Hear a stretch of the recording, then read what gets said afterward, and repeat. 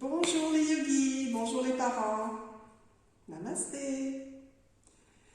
Cette petite vidéo, c'est pour vous parler des mandalas. C'est assez connu, c'est utilisé dans les écoles, on s'en sert pour la créativité, même le fait que les enfants vont au bout de leur mandala, ça leur permet aussi d'avoir le travail accompli, ça calme, donc les écoles s'en servent énormément, donc les enfants en ont déjà fait, c'est sûr. On en retrouve beaucoup sur le marché, sur Internet, donc pas de difficulté pour trouver des dessins et des dessins coloriés, des dessins imprimés pour les mandalas. Mais aujourd'hui, ce que je voulais vous parler à propos des mandalas, c'est que les mandalas sont aussi une belle occasion de partage avec vos enfants. Donc je vous invite à les faire ensemble, bien entendu. Soit vous faites une œuvre que vous partagez, donc la même œuvre, mais partagez le moment, le dessin ensemble, ou vous avez chacun votre dessin et vous faites ce qui vous semble le plus créatif selon votre inspiration. Donc ça, c'est la base des mandalas. Je vous invite à choisir des mandalas plutôt traditionnels. Donc c'est très créatif, hein, des mandalas, il y en a de toutes formes. Vous pouvez avoir des animaux, vous pouvez avoir des fleurs, mais privilégiez, comme je vous dis, le fait d'avoir des mandalas vraiment en cercle, en rond. Pourquoi? Parce qu'au-delà du dessin, du fait de colorier, comme je vous dis, c'est un moment de partage. Et ça peut être aussi un moment pour que l'enfant puisse trouver une façon de parler aussi avec vous, d'échanger avec vous sur des sujets qui sont peut-être un peu plus sensibles. Je m'explique. Quand vous proposez à votre enfant de faire des mandalas, vous pouvez aussi lui proposer de choisir des couleurs de crayon qui va justement amener l'apaisement, soit de la colère, ou l'apaiser au niveau de l'amener à se calmer. Donc je vous explique aussi le choix des couleurs.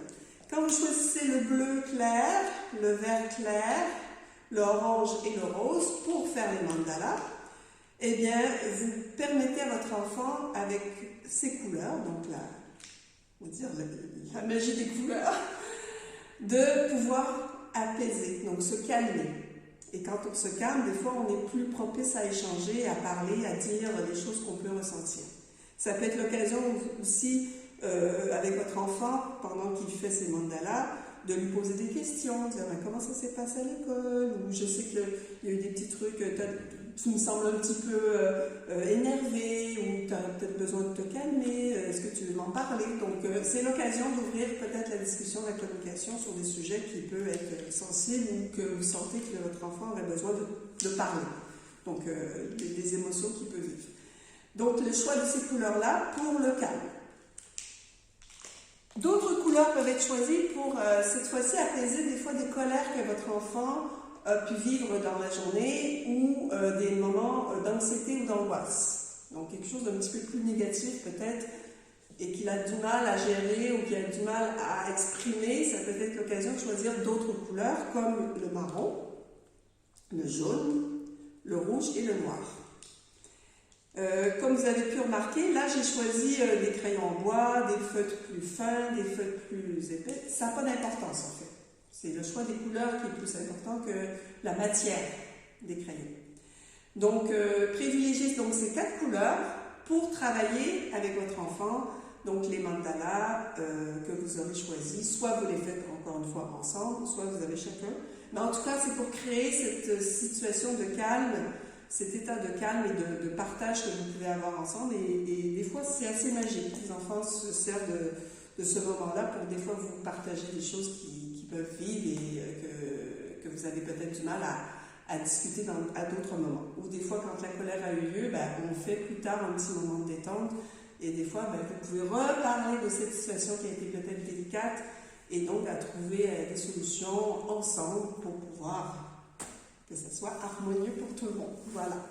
Donc, c'est ce que je voulais vous partager. Je voulais aussi vous montrer des mandalas traditionnels qui viennent d'Inde. J'en ai fait plusieurs quand j'étais enceinte de mes filles. Et donc, je vous présente un joli mandala, un de mes préférés.